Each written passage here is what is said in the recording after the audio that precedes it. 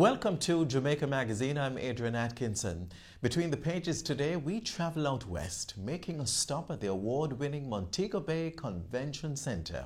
We also travel on the road with those without sight to get a better appreciation of how these members of the disabled community get around using public transport. Stay with us as we turn the pages.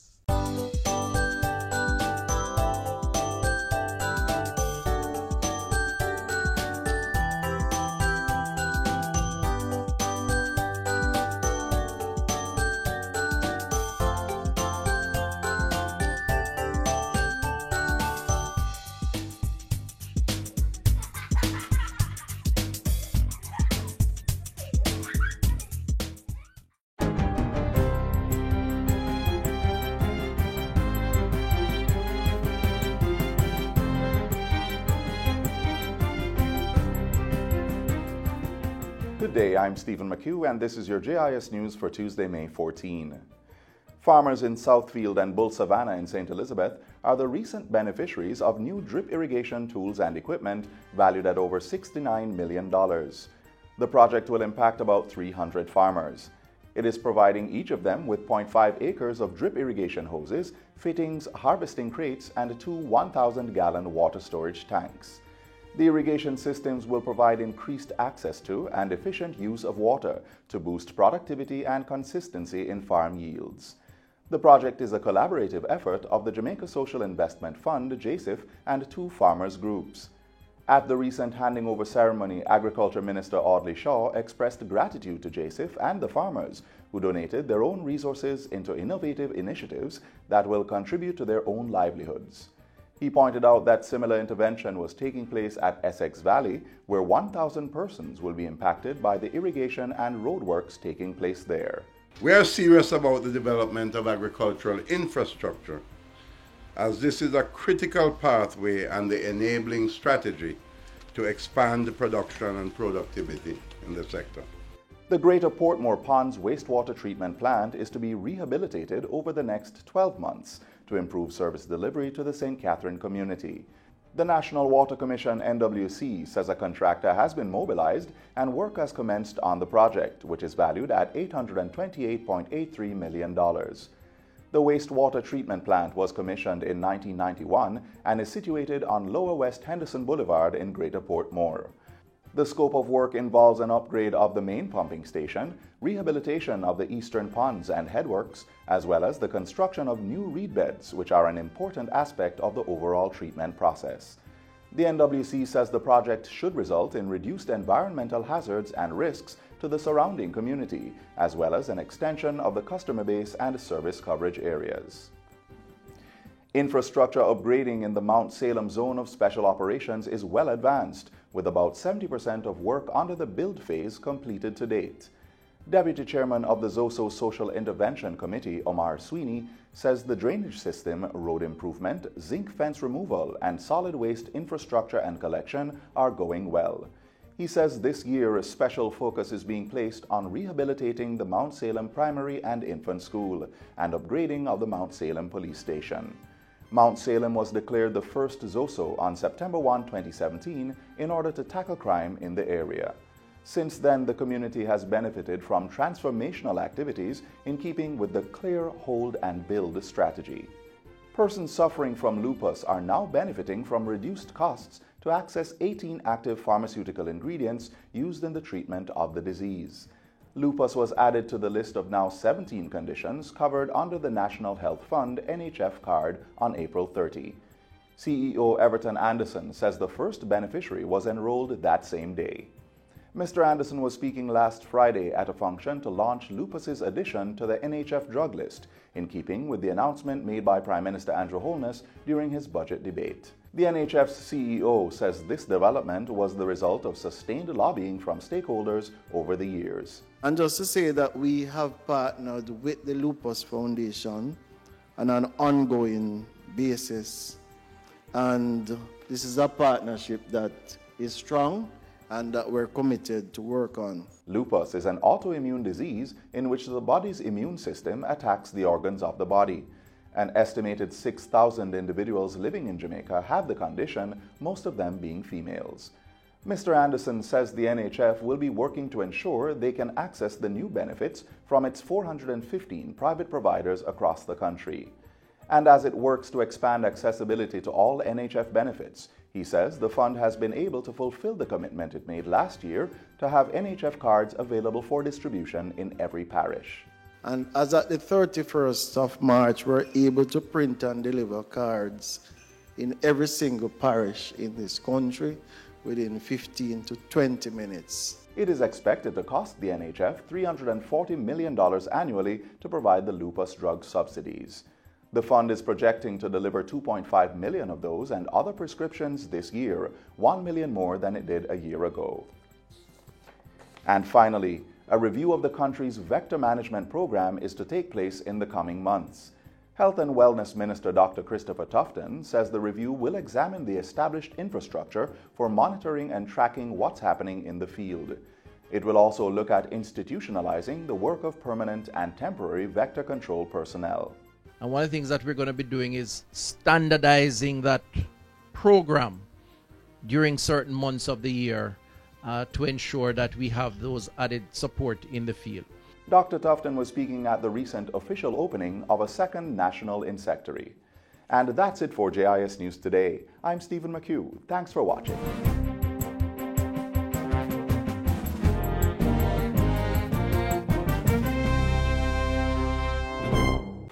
Hey guys, have you seen the Child Month calendar? Look, they have so much in store for us. By the way, this year's Child Month theme is Encourage, Enable, Include Me. That means May is celebrating all of us. But you know, special emphasis is being placed on children with disabilities. And I heard that Jamaica Magazine will be bringing us the voices and the stories of disabled children. Wow. We learn about how the Jamaica Cultural Development Commission, as we all know it to be JCDC, is including children with special needs in their programs. Plus stories and encouragement from adults who have been disabled from childhood. They're also taking a closer look at deaf etiquette, the causes of various disabilities, how to treat them, and how to prevent them. As well as where children with disability can receive rehabilitation and assistive aid and become outstanding performers and sports stars. So, wherever you are, make sure you're locked into Jamaica Magazine each day. Same time, same station. To catch all these features and more. Trust me, you don't want to miss it. Up next, the latest happenings out of the office of the Prime Minister.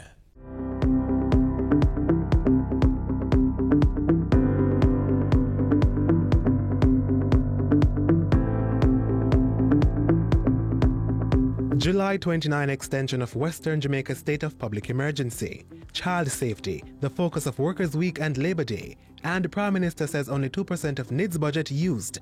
You're watching Jamaica House Weekly. I'm Anthony Morgan.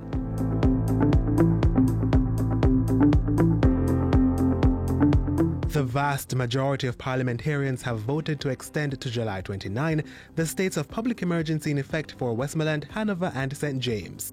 During last Tuesday's sitting of the House, 44 members voted for, 1 voted against, and 18 House members were absent.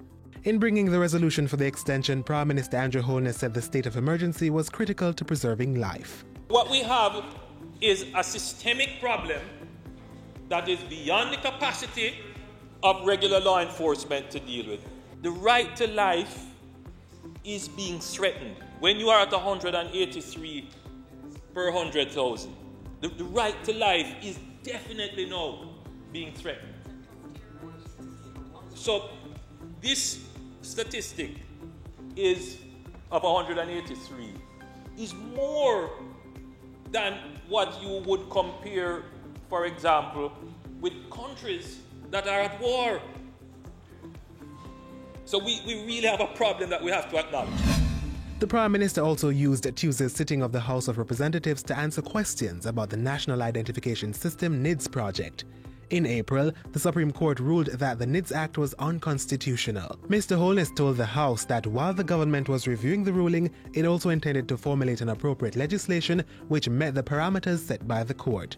Responding to questions, the Prime Minister disclosed that the state had spent 2% of the $68 million loan on the NIDS project.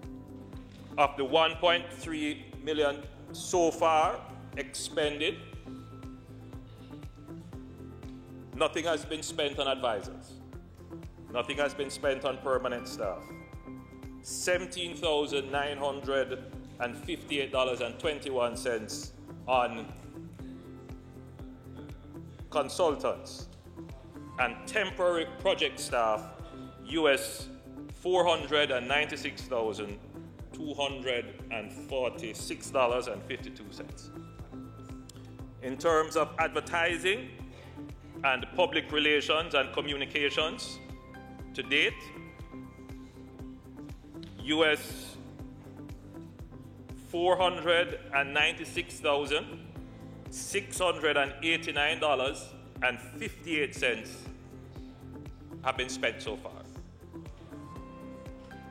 Purchase of equipment and technology, US $286,281.35 spent so far. On data collection, zero. Earlier Tuesday, the Prime Minister was at Jamaica House to launch activities to observe National Workers' Week and Labor Day 2019. This Labor Day, come out as a village and do what is necessary to ensure that our roads are safe for our children, but also to ensure that our children are able to have facilities for play and socialization within your communities. And generally, not just for children, but for everyone, come out and let's build a Jamaica that we can all be proud of. Special attention will be placed on children in the traffic environment under the theme Child Safety. It's you, it's me, it's all away. Mr. Holness told the gathering that statistics showed that 120 children had died and scores more injured in road crashes over the past 5 years. I want to make an appeal for sanity and good judgment to be exercised on our road. If you can't do it for yourself, do it for your children. Do it for my children. Do it for your children. Do it for our children.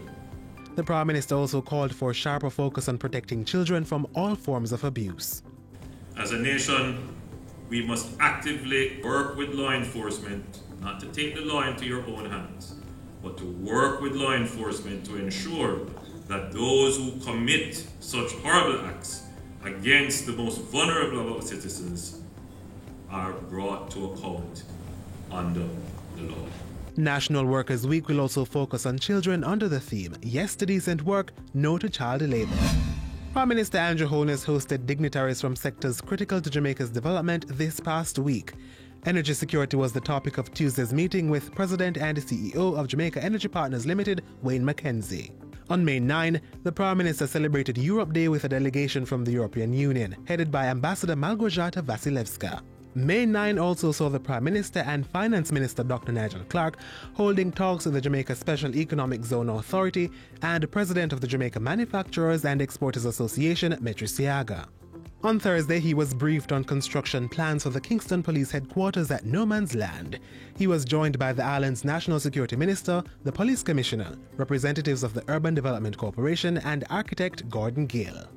And that's how we close out Jamaica House Weekly. Be sure to join us next time for more of the news stories coming out of the Office of the Prime Minister.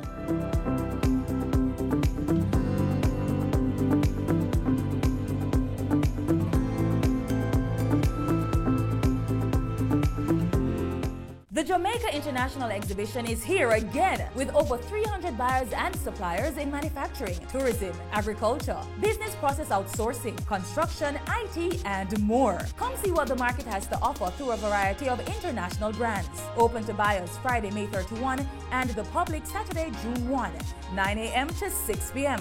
Entertainment by Dancing Dynamite. The Jamaica International Exhibition, May 30 to June 1 at the Montego Bay Convention Center. Admission free. So many wish they could visit our shores. We live where they vacation. Brand Jamaica beckons all from the four corners of the earth. Well, as a Jamaican, I have great pride in selling it. Your pride that you sell Jamaica with is something that it rolls off. Jamaica has so much to offer, and every time I have the privilege of bringing an executive down to Jamaica, an executive from an airline or a tour operator or a travel agency, and you take them across the country. You know, the pride that they said, wow, I can't imagine, especially when it's their first time.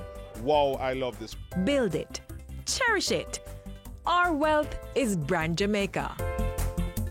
Located on the outskirts of St. James's capital is the inviting Montego Bay Convention Center. Several world leaders have given it a thumbs up as the meeting place of choice. Other than being a location for serious financial discussions, it's also chosen as a favorite setting for saying I do. Journey with us as we explore the halls of this government-run venue. Functional, a destination for international, regional and local conventions. Flexible, capable of collaborating with other organizations involved in marketing and promoting the country as the preferred destination of choice. Focused, servicing the needs of all visiting groups and individuals, exceeding their expectations. Situated along the elegant corridor of Rose Hall, the Montego Bay Convention Center, with its oceanfront location and panoramic views, offers the very best meeting and convention facilities in the Caribbean.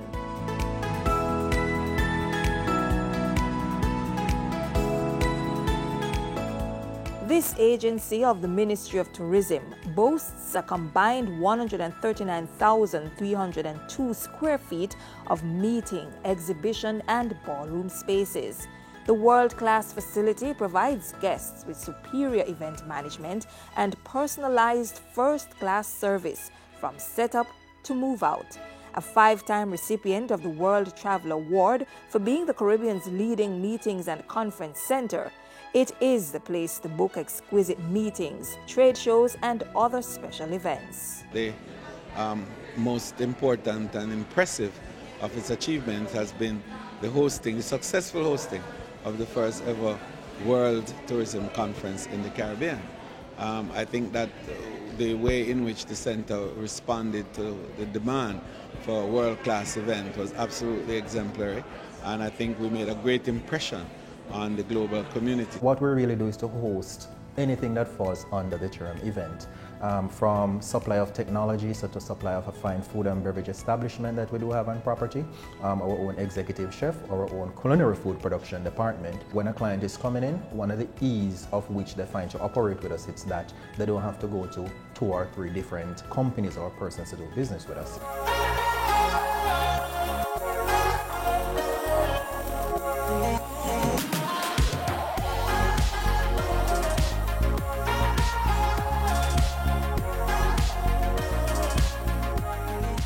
We have seen tremendous success throughout the year. One such success that we've had was to again nominated and won the World Travel Awards trophy that take into consideration the finest destination of event management within the Caribbean itself. We went up against 3 other facilities, very good facilities, but again for the 9 straight consecutive years, we have been coming out the top winner for this prestigious award.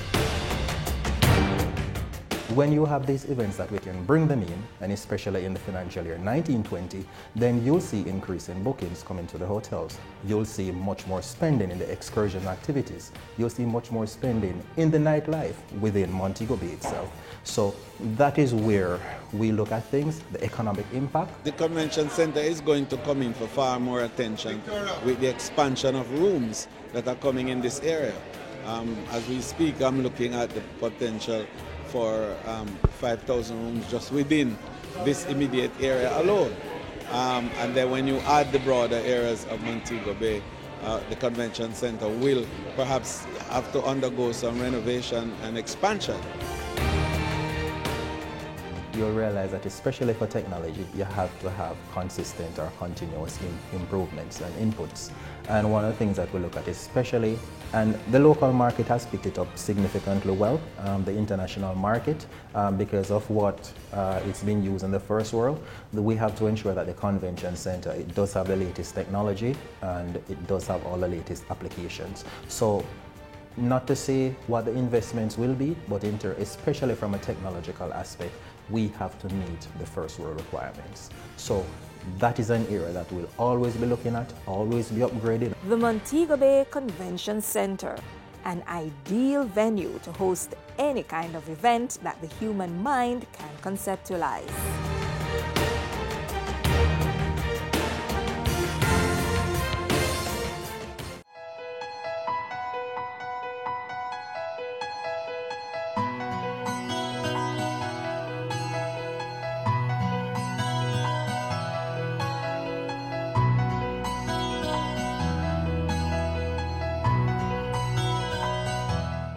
In observance of Sight Awareness Week, we highlight the work being done by the government to ensure equality for the blind in the public transport space.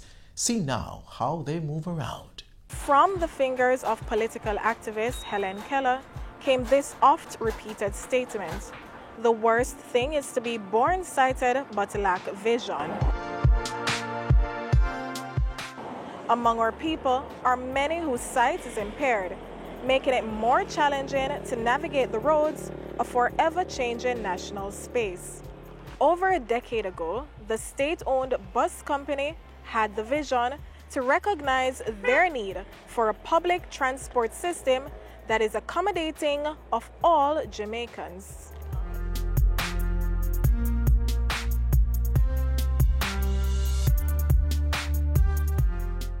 I lose my sight. It's going from 89, totally blind, 2004. 89 when I check my sight, 5% in the left eye and 95 in the right eye. Everything goes 2004. Well, 2004, I was fretting on it. I hear about Society for the Blind and Mrs. Wallace, who do the training, who train us to take the bus, train us to go to transport center, walk on the road, walk between light posts, walk on the sidewalk. I prefer to take the JUTC. When I take the bus to the transport center, boy, the customer service is very nice. They ask you where you're going and then take you downstairs or upstairs and then put you on a seat to sit down. Sometimes they wait on you till the bus comes and put you inside the bus and tell the driver, where to let you off.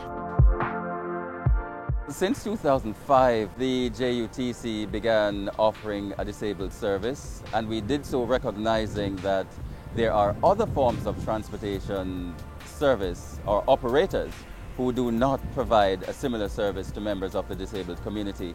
We recognize that they're an important part of the traveling community, and it is in fact incumbent on us, being a government-run entity, to provide such a service for those who may not otherwise be able to access private transportation services. Over the course of that period, we have also imported several units, several specially designed buses for persons with varying degrees of disability. We have a cadre of customer service representatives who have been introduced to a wide range of customer service related responsibilities and functions. In fact, 10 to 12 of them who are rostered weekly to provide critical care to members of the disabled community. Our customer service agents take them to and from the buses, and of course anywhere within the location of the Half Way Tree Transport Center. They also provide sanitary support for them. I lost my sight last year, February.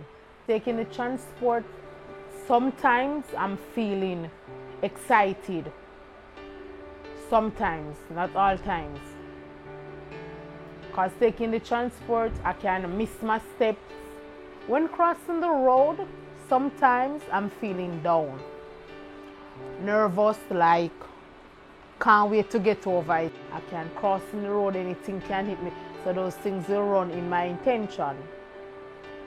Yeah, and hole can be there. And even though the kid will drop in the hole sometime, you can still do wrong things and drop same way. So them something always come up in my thought at all times. crossing the road, taking the vehicle. And sometimes tears come on my eyes because the way how the person react, people will see me. Some of them will say, you're not blind. And you act like you're blind because your eyes don't look like you're blind. Part of the training involves engaging the Disabilities Foundation to see how it is that we ought to care for members of the disabled community. So, for example, there is in fact a particular standard and protocol in which persons who are blind, for example, ought to be carried around. One day I was at the bus stop. I took a bus 46 from downtown, and I asked tell the driver, I said, I'm going at Union Square Jug Serve. And it was a woman driver, and believe you me, when the lady reached Jug Serve, she tapped the bus on the left side there and come out of the driver's seat and take me across the road right to the Jug Serve. I was so pleased, man. You have some nice driver. The visually impaired individual is firstly someone with basic human rights, those shared by every other Jamaican. And while a disability-friendly transport system may not be on the list of basic human rights, as the JUTC recognizes, it is a critical part of ensuring that Jamaica is truly a place where everyone of every ability can live, work, raise families, and do business.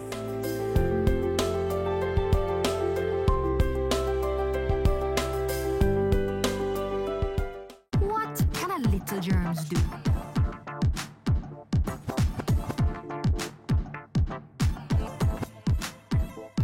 Pink eye running belly, even flu. Germs can make them happen to you.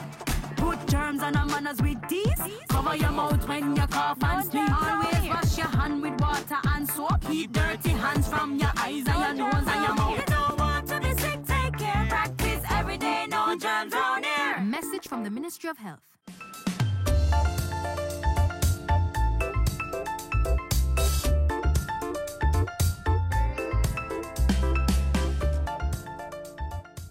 The magazine closes for today, but please visit our social media pages. We're just a click away. You may also download our app to be notified of our latest stories and features. Don't forget to give us a like or leave a comment on our pages. Until next time, I'm Adrian Atkinson. Do take care. This has been a production of the Jamaica Information Service, the voice of Jamaica.